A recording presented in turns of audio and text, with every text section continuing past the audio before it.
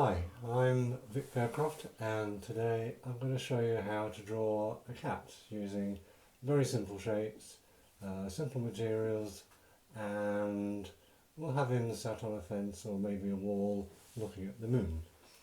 Okay, so materials you're going to need are a 2B or 4B pencil. 2B, 3B, 4B is fine for this. Sheet of sketching paper, eraser, and a sheet of paper towel for blending. So first of all, let's have a look at the basic shapes. To start off with, we'll have the cat's body about here. If you identify the wall as about there, then we'll have a kind of egg shape. So don't be afraid to go over and over your shape until you get something approximating that elongated egg shape. You don't have to do it all in one perfect line because we can get rid of any of these marks afterwards with the eraser. So on top of that, we'll put a circle for the head, so about there. Of course, you can make the cat's body fatter, thinner, whatever you like, just by altering the shape of that egg. A couple of triangles to start off with for the ears, so one here and one there. Again, keep it very simple to start with, all basic shapes, and that is obviously to any body that represents a cat. What we'll have also is the thighs, the back legs, coming about here to show that the cat is sat on something, which is the wall, and we'll have a little bit of the tail sweeping down here. What he's going to be looking at specifically, so you can have his tail a bit more upright if you want to, just curl it around there. So once we've got those basic shapes in, we can start refining things a little bit. So once you're happy with the proportions, begin to refine. Don't need to erase anything at this point, so we'll start at the top and work down. So top of the head, so flatten it over a little bit and then curve it into the ears, both sides, and then you want a little bit of a curl or a curve around the top of the ears, coming back down to the side of the face. Obviously make sure the ears are evenly sized. So at the side of the head, we've got the cheeks, he's looking away, but we've got the cheeks about here. So if we bring the cheeks out, a little point of fur each side. I have a couple of points of fur there, and then round it off down into the neck. So a little, not too fat a neck, but a skinny neck like that if you like. And then we'll just refine the shape of the body, and about here. So this is going to be a fairly simple line drawing to get you started on cat. So suitable for anybody to try. So if there are any young ones at home that like drawing cats, then this is a great way to start, just with the basic shapes. Bring that down, get the outline of the tail, and of course, as always, when you start with a basic line drawing like this, you can colour it in with coloured pencils, watercolour, coloured inks. You could do an ink outline around it once you've finished. Anything like that, so you can dress it up how you want. So we'll have the wall stretching out either side, here and here. And we imagine, I think in this case, that he's probably staring at the moon on a dark night, as cats often do if they're outside. So for the moon, I'm going to use as a template just that roll of masking tape. Put it about here.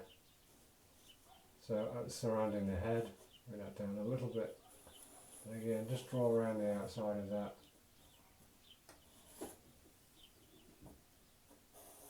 And it makes a great sort of image in itself, a simplified image of a cat looking at the moon. Now we can get rid of some of these marks, some of the marks that we don't want. I use a kneadable eraser, like that, well used as you can see. You can use plastic rubber if you like, but the kneadable eraser is great because it lifts the marks out softly and it doesn't leave any bits behind it. So let's begin just taking out anything we don't want, so we get a nice clean edge.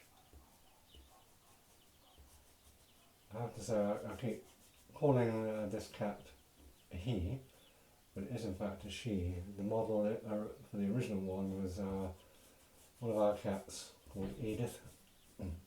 Edith Dormouse Needleclaws, to give her a full title, when she was a little bit younger. So let's just get rid of all the unwanted lines, so clean it up nicely and begin to shade it in. Okay, so simple shading for this one. What we're going to do first is just, because Edith is basically a black cat, she has a white chin, but from behind she looks like a black cat, so simple bit of shading. I always like to use vertical shading when I'm doing this, because it helps to keep your lines close together. What you want to do, if you're going to do something reasonably dark, is keep your shading lines as close together as you can, without any gaps in between. That gives you a more solid overall tone. So use the side of the pencil. This pencil is a 4B, and a 4B is just a little bit softer than what I usually use, which is a 2B, but that little bit of extra softness helps you get a slightly darker tone, or a slightly darker tone quicker, I should say. Get it all the way down there. Don't worry if you go over the edge, because remember you can rub those bits out. And even over this, once you've finished your pencil sketch, you can go over the outline with a ballpoint pen, with an artist ink pen, watercolours, coloured pencils, anything you like really. So then we'll take our blender. Now for a blender, rather than buy expensive blenders from the shop, I'll just use a sheet of kitchen paper, scrunch it up into a fairly tight point at the end like that, and that is great for just softening those tones. And again, we don't have to worry about going over the edge, because we can clean the edge up with the eraser. So that gives you a much, much softer silhouette.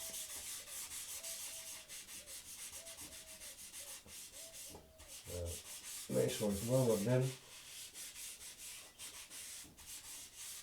You don't have to be precise. Then we can take the eraser, clean up those edges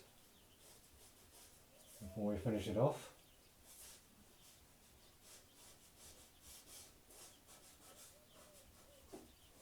And way around there, around the tail.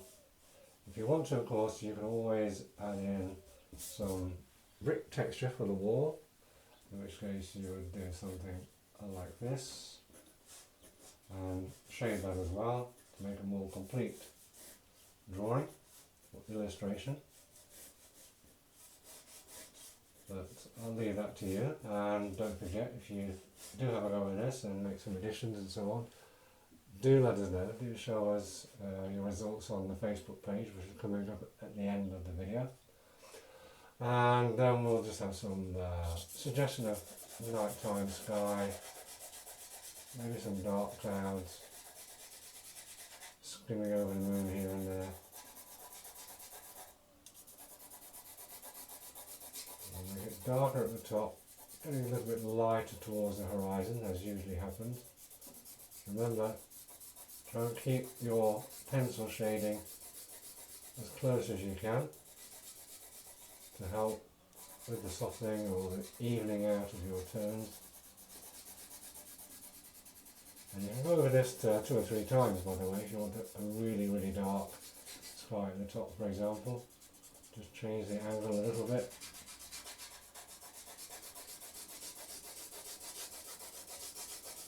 Like so. And the 3rd time, again, just change the angle a little bit more. Of course, you'll find that when you start doing this heavy shading, you'll have a syndrome or the greater syndrome, which is called the noisy pencil syndrome. So don't do it too heavy or we might just do the neighbours.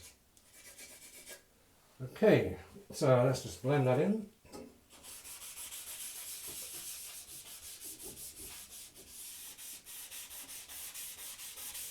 Nice and soft, darker at the top, lighter down towards the horizon.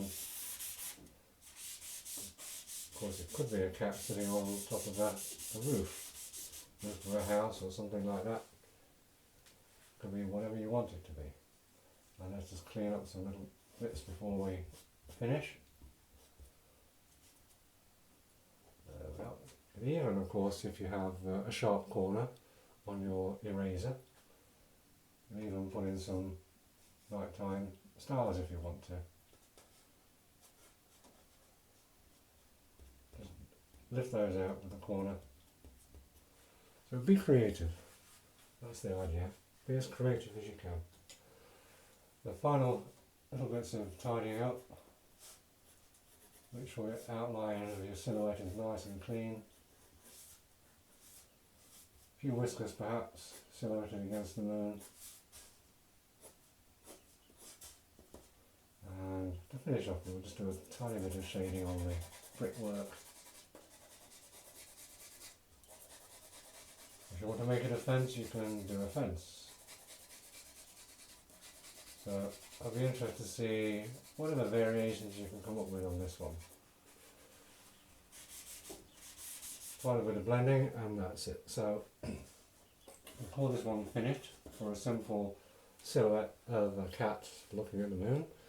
Thanks for watching. There'll be more basic drawing and in-depth tutorials coming soon. As I said, feel free to post your results on my Facebook page, which is showing on the screen. And see you next time. We're going to do something a little bit more exciting, I think, next time, an in-depth pastel painting of a lion.